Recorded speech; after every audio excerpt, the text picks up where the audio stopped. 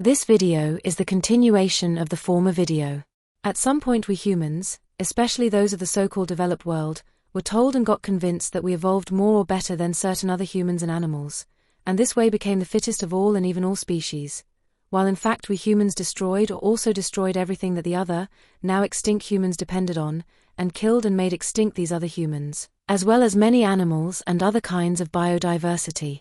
The humans and animals that were extinct can only be found as fossils buried under the Younger Dryas black mats, which are the marks of our activities at our mass arrival and destruction 12,000 years ago. The black mats related to the Younger Dryas are the concentrated marks of our industrial activities at our arrival, which were also and probably most dominantly warfare-related industrial activities. These Younger Dryas black mats should be in the supposed path of the meteorite or meteorites, also called the Younger Dryas boundary, but they are not. These places are very strategically chosen, and most of the time were places where some essential element for the industry was mined or where conditions for industrial production were favorable. The humans that were extinct could very well have produced and used metals too, but these would be reused or recycled by the newly arriving and those they absorbed.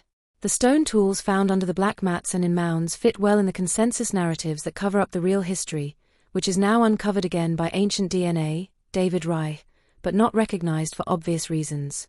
By the way, the mounds should all have been covered by a similar black mat caused by the meteorite, and they are not.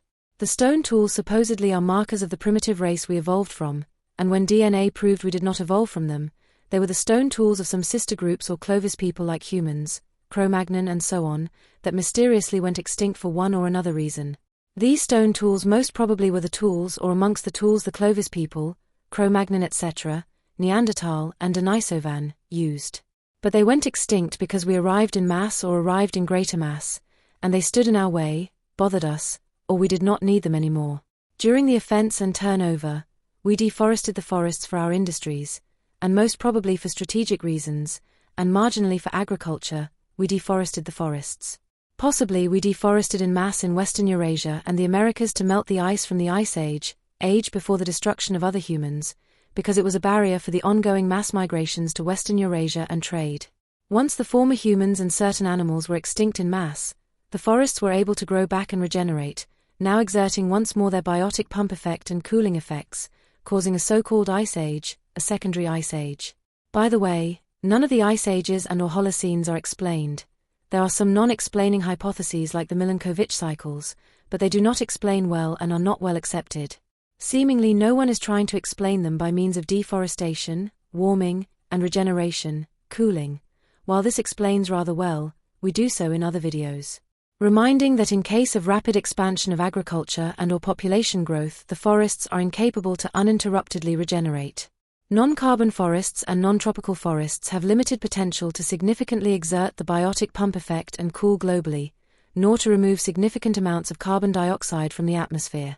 Plantations as we practice them are non-carbon forests and exert no significant effects, unless we enrich and or upgrade them.